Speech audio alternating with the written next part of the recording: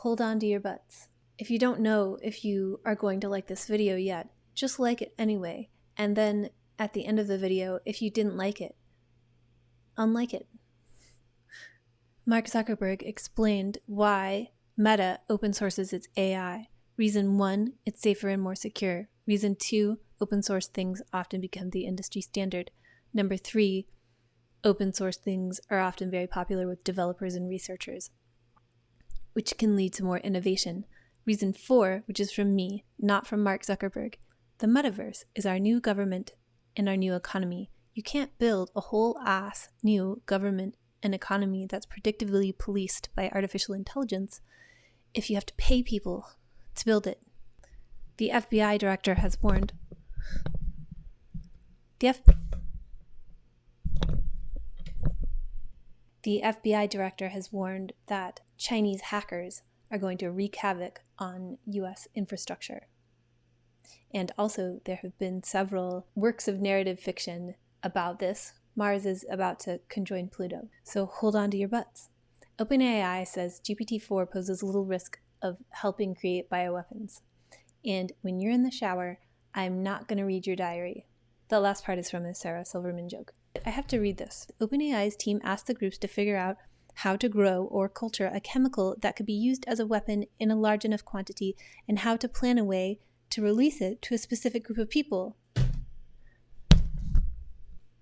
UPS has said that they're going to cut 12,000 jobs and invest in AI for efficiency, so the great dispossession continues.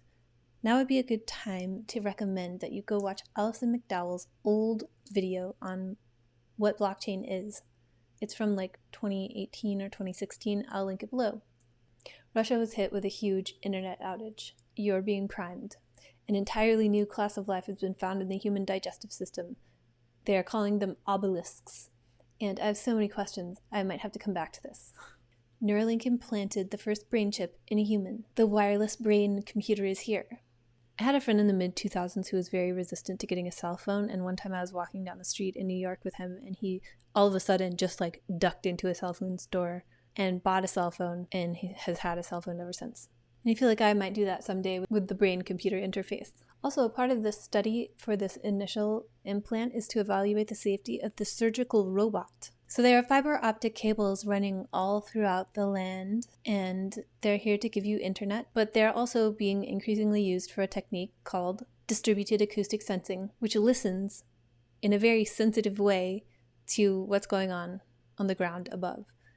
And apparently this is being used now for trains, if there's to detect whether or not there's like something wrong with the tracks or something snaps. But all the fiber optic cables throughout the land are now listening. Look, it's here, the calendar. So the white version is the normal version, and the black version is the special edition. There are only 40 copies of the black version in existence. Do you get the newsletter? If you don't, it's different from these videos. Sign up at voyage.earth. On Monday, Mercury is in Aquarius and conjoins Pluto early in the morning, and the ray gun has been invented. Tuesday is optimistic in a stone-cold, practical way, with the moon moving into Capricorn early in the morning, sextiling Capricorn's ruler, Saturn, in Pisces, and trining Jupiter in Taurus. Enjoy these last few months of Jupiter in Taurus, because Jupiter enters Gemini on this day, the full moon in Sagittarius. Also on Tuesday night, / the wee hours of Wednesday morning, the moon conjoins Venus in Capricorn. So Tuesday seems, I'm calling Tuesday the best day of the week. Wednesday is a little more complicated, but very interesting, as we have two relational planets making contact with outer planets. Venus, who wants to sustain and create relationships, trines Uranus, something weird or something surprising.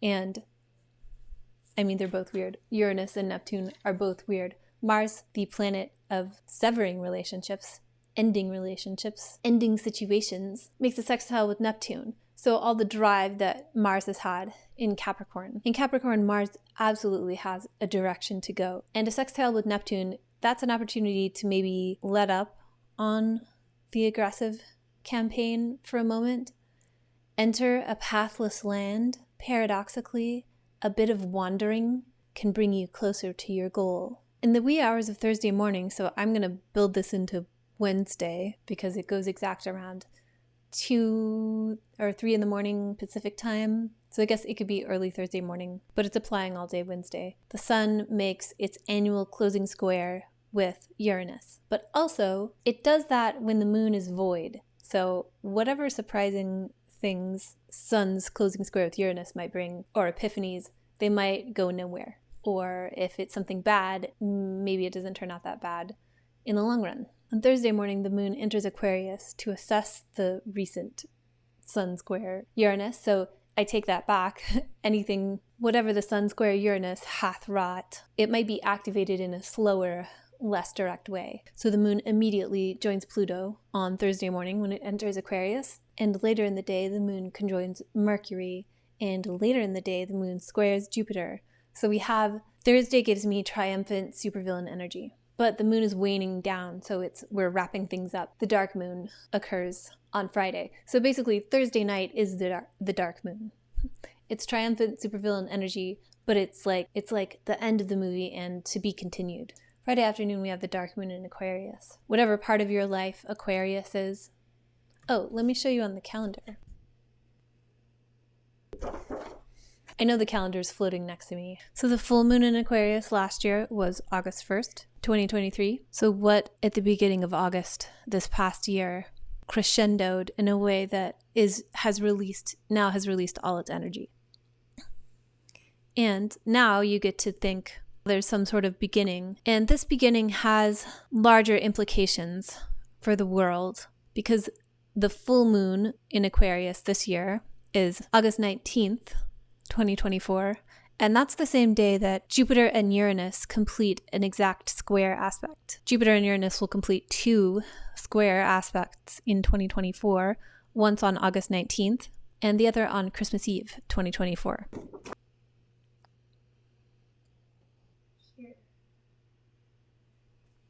This larger story in the world began during the Jupiter-Saturn conjunction in December of 2020. One thing that happened in December 2020 was the rollout of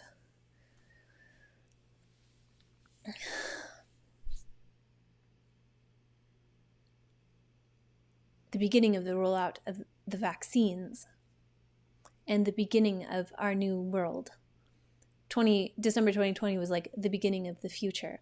Now with Jupiter squaring Saturn, we have the yes planet and the no planet at odds. And this is in Gemini and Pisces. The optimism of getting and spreading information. It's Jupiter in detriment. And then Saturn is working for Jupiter. So Saturn in Pisces still revealing hidden structures or causing you to bang your head against hidden structures. These two things don't mix well. Or if they do mix well, it's like a square wave in modular synthesis. If you have a sine wave, that sounds really nice to anyone. And a square wave is more cacophonous, but you can still make amazing music with a square wave. So what part of your chart is Aquarius? If you don't know how to read your own chart, I have a course on it that you can get by signing up for my emails at voyage.earth or hellington.net. And Saturday gives us a taste of this, like, speaking of square waves. Mercury squares Jupiter. So all throughout the holidays, we had Mercury trining Jupiter, and that was a very optimistic take on producing material abundance and looking at assessing the state of things. Now we have Mercury in Aquarius, fresh off a conjunction with Pluto. So stepping out of the corruption chamber, a poison chamber, sniffing gasoline, and maybe on kind of a power trip, looking at things very objectively, but in a different way than in Capricorn. Instead, it's like looking at things from, while high on gasoline fumes. Aquarius isn't really like alter your consciousness with drugs sign necessarily. It's more like alter your consciousness with exile. So Mercury gets a look at things from a different angle now. And this angle is not so as easily conducive to creation of abundance.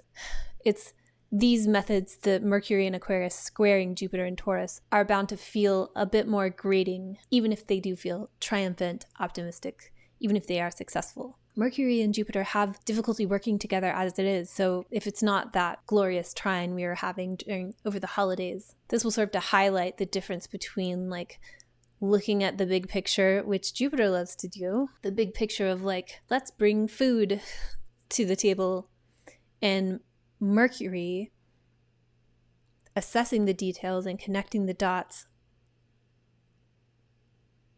from a view of 10,000 feet that kind of makes food irrelevant. Instead, it wants to fire up the surgical robot and implant brain-computer interface so that you can be more efficient in hard-coding the metaverse on a volunteer basis. The moon immediately moves into Pisces, so we get a little taste of whatever the hell that is, and then, which is like a little glimpse into the future, possibly a glimpse into August 19th or December 24th. So the moon moves into Pisces on Saturday, slams into Saturn, and then sextiles Jupiter. So we get more of this like optimism, pessimism, yes and no, heaviness and buoyancy. And that's kind of the year too, with the Jupiter-Saturn square. I think this Jupiter-Saturn square can do a lot of heavy lifting, and so can Saturday. So get out of Saturday with a sense of accomplishment. Maybe get all your work done on Friday so you can feel that sense of accomplishment on Saturday. Perhaps if you leave yourself with work to do on Saturday, that day might be filled with heaviness. So maybe get your work done in advance. And if you do all that, then Sunday has the potential of being tremendously relaxing. The moon makes a sextile to Venus, and all day long it's applying to a conjunction to Neptune, which it makes in the middle of the night, late Sunday / early next Monday. Like the video,